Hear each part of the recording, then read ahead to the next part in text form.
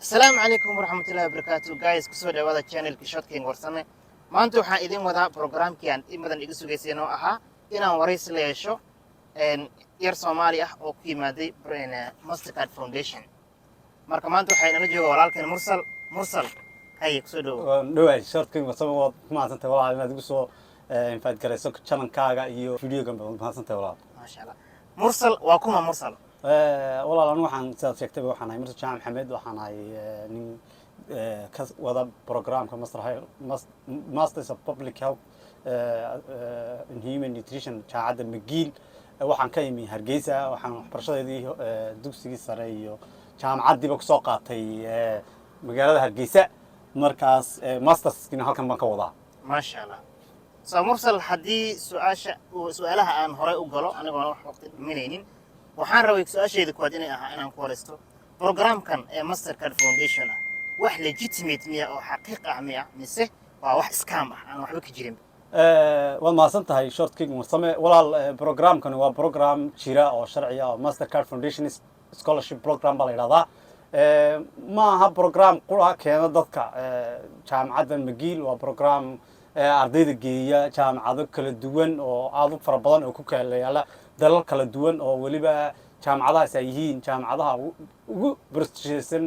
adduunyada sida McGill, University of Toronto, University of UBC oo dalalkan Canada ka keeno iyo Mareykan, Ingiriis, Afrika laftigeeda dalal badan buu dadka geeya marka waa program waxa weeyaan master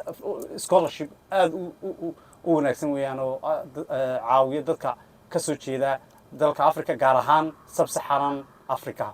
dalka ka hooseeya Saxaraha Afrika maasha Allah waa ku maasantahay walaal mursal saad ugu jawaabtay su'aasha koowaad su'aasheeda labaad aan gudaha u galo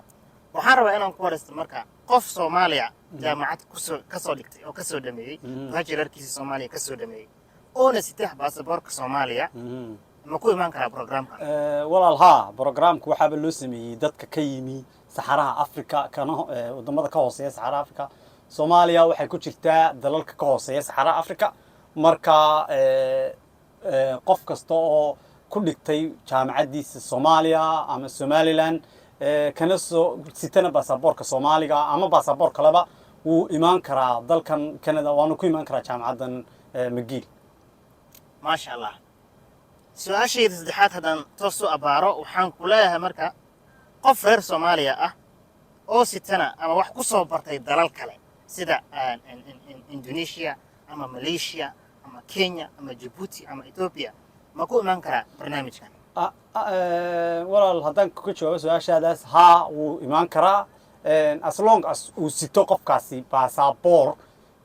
waxa weeyaan dalalkan Saxaraha ka hooseeya jaamacadda meel kasta ku dhigan karaa meel kasta u aadi karaa undergraduate-kiisa laakiin waxa waajiba inuu qofku buuxiyo shuruudaha looga baahan yahay inuu qofkani scholarship-kan xarayn karo tusaale ahaan inuu ka soo jeedo dalalkan Saxaraha ka hooseeya ee ku jirto Soomaaliya, Djibouti, Kenya, Ethiopia dalalkaas oo dhan haddii uu qofku baasaboorkooda wato wuu apply garayn karaa jaamacaddu meesha uu doono wuu aadi karaa maasha Allah si wanaagsan aad uga jawaabtay su'aashaas su'aashayda afraad haddaan toos u abaaro waxaan ku weydiinayaa mursalow maxay tahay shuruudaha la isaga baahan yahay oo ugu muhiimsan qofka looga baahan yahay programkan ugu guuleysto mise ka caawin kara inuu yacni one of the favorite candidates uu sii noqdo horta walaal shortking warsamo waa maasan tahay scholarship-kan waa scholarship horta very competitive anigu markii aan soo galayay sanadkii 2025 waxaanu ku apply garaynay dad gaaraya 13,550 qof oo looga baahnaa 40 qof oo quraata waad garan kartaa capacity-ga 13,550 applicants looga baahan karo oo chance-ku yahay in la qaato wax ku dhow 30 ilaa 40 dal waliba waxa jirta in ay la siinayo consideration-ka dalal gaara oo dalalkan West Africa iyo ardayda dalka ka yimid laakiin qof kasta wuu furan yahay marka qofku shuruudo waxa jirta ay waajib tahay qofku inuu la yimaado sida inuu admissible u noqdo ama uu geli karo programyada ay bixinayso McGill ee programkan oo ka fargaraynayo inuu ka soo warigi aanu qaadan ama aanu isku register garayn masters hore inuu qofkani sito valid passport oo wadamada aanu sheegnaya inuu qofku haysto exceptional record wax loo yaqaano oo waxa weeyaan of service oo dadka yani waxa weeyaan contributions uu communitygiisi geliyey ka bacdi markii uu educationku waa gaar ama waxbarashadu gaarkeeda weeyaan laakiin qofku waa inuu wataa kind of something of waxa weeyaan contributions uu dalka geliyey communitygiisa community wax kastay noqon kartaa inuu volunteering sameeyey inuu waxa weeyaan bulshada caawiyey inuu wax kasta oo sheegaysa inuu qofkaasi bulshada contributions that he give back something to his own community waa plus bay noqonaysaa qofku inaanu ka yarayn da'da 35 inuu priority-ga waxay siiyaan dadka dumarka iyo dadka sita IDPs-ka ku koray ama disability-ga ama refugees-ka laftigooda waxa weeyaan as long as qofkani passport Afrikaan oo Sahara ka hooseeya hadduu refugee yahay oo wadamadan Afrika ka hooseeya mid ka mid ah refugee ku yahay waa consideration fiican buu helayaa ما شاء الله سوى نكسن آيات إجابتي سؤالها سؤال شيء مركو ودن بيسي وأنا مهم إن وحارب إن أنكو ورستو إن ما دام هذا جامعات أدجوكتو لغة إنجليش كنا وحضيو أما برنامج كان ودد جي بدنا جامعات لغة إنجليش كوبها ما لا سبب هاي واحد دينا يو proof of English of language proficiency سيدا IELTS كا أما دولينجو محل سبب هاي وما سنتي ورسمه ولال saan horeba kugu sheegay ama ogtay anigu waxaan ka yimi Hargeysa Somaliland marka qofku hadii uu ka baxay jaamacad Soomaaliya Somaliland Kenya ma Kenya ma aha Somaliland iyo Soomaaliya haduu wadamadaas aan Ingiriisda luqada first language-kooda aan ahayn Ingiriisda qofku waa inuu haystaa wax cadeynaysa inuu luqadan Ingiriisda ku hadlo marka examyadan English-ka ah la galo maxaa la yiraahdaa qofka cadeynaya inuu Ingiriisda proficient ku yahay ama uu ku hadlo waa inuu wataa waxa kale oo taa lagaga maarmi karaa in luqadda wax ku bartay hadii ay ahayd Ingiriisi qofku uu sheegan karaa wuxuu oran karaa yani luqadan jaacadda ku baxaysay waxay ahayd medium of instruction ka waxaan loo yaqaano medium of instruction ku English bay ahayd laakiin mar walba hadii qofku uu rabo inuu Chinese-kiisu uu sareeyo waxna ku bartay dalalka aanay luqadoodu ahayn official language-kooda Ingiriisi ahayn waa inuu wataa exams-kaas international-kaas ee la aqoonsay IELTS ha noqoto TOEFL ha noqoto inuu TOEFL badan ama galna laakiin IELTS-ka oo aynu ku galno maxaa la yiraahdaa Ethiopia iyo dalalkan jaarka ah ee Kenya oo exam centers kula halkaas ayaa looga baahanaya si Chinese-kiisu u sareeyo ما شاء الله مرسلو وما سنتهي سؤالها أد نقول شرحي مركز سؤال شان قدام بيسي برنامج كان كسوق بجويني نحاول باسبور سوماليا نسيتو أيضا هذا أدوكت هاي ني سوماليا لوسو جلكرين كندا أوصل أقون سنين إن دلك سوماليا أو أوليها يعمل قف سوماليا باسبور كسوته يمسو جلكرو سيدي مركز وقاب نوعيها يمرك على قفك إدي باسبور سوماليا وطه أنا أقدر إن الأوغلان دونين قفك نوعس محل رجاء أوليها يمسه سيدو قابو وبارك رحمة وما سنتهي هاشم ولا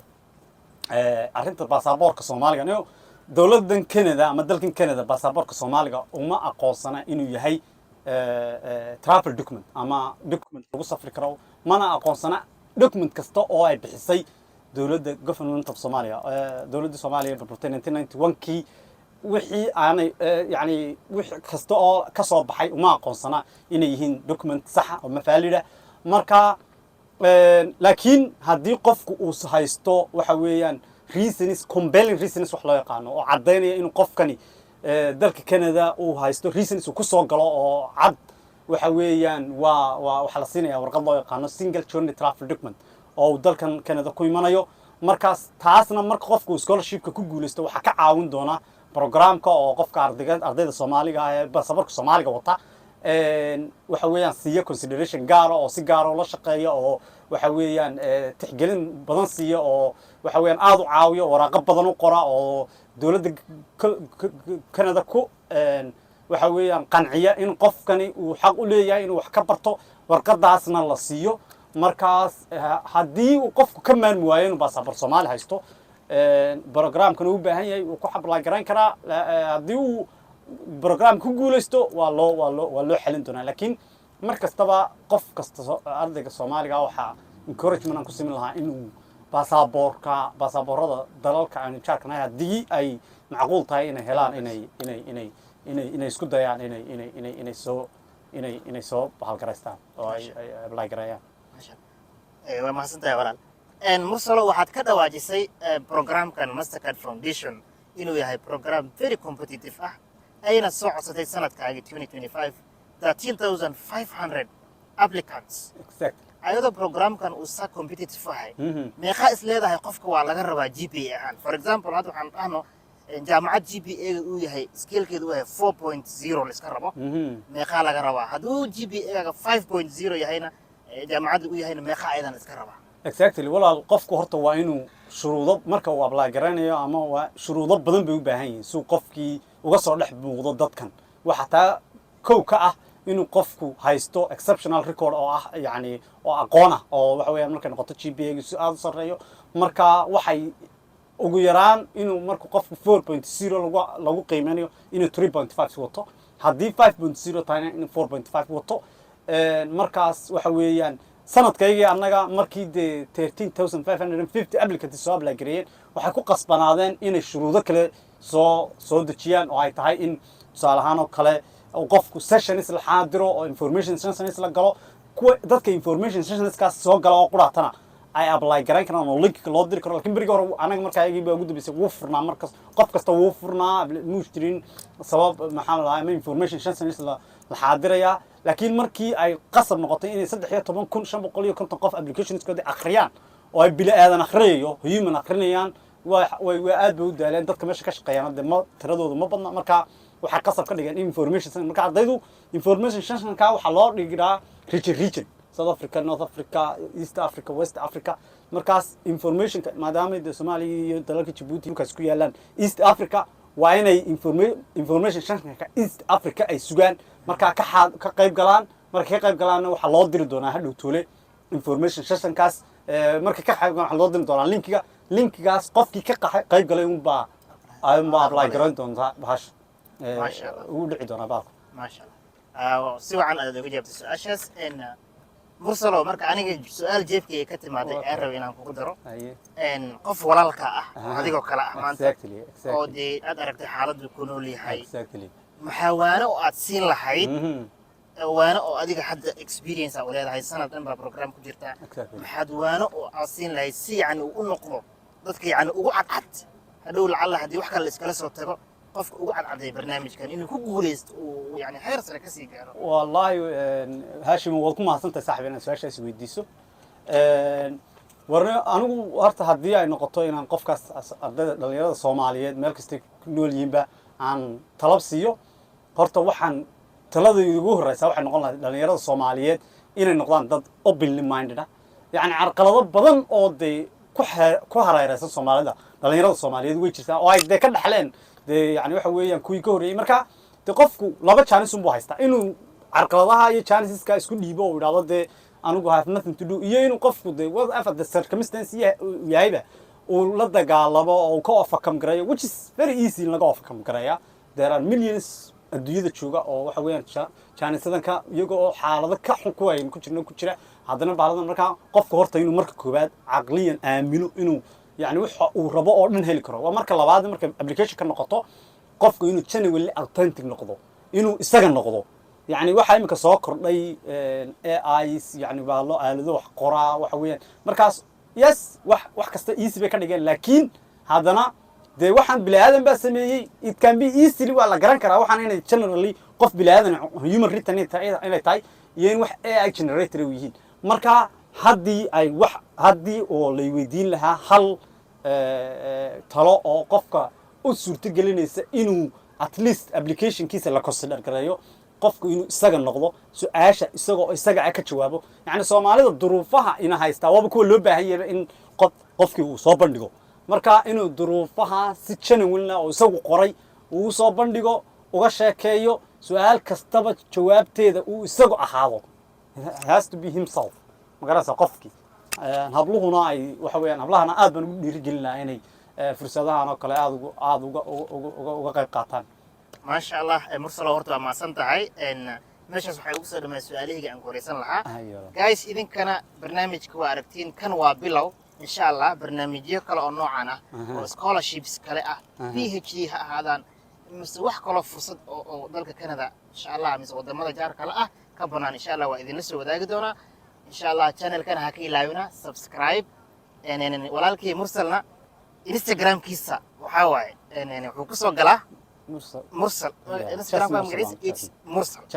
just mursal just mursal baad qoraysaa ninkan oo legend baa ku soo baxay insha Allah mursalow waa maasanta walaal aad iyo aad baa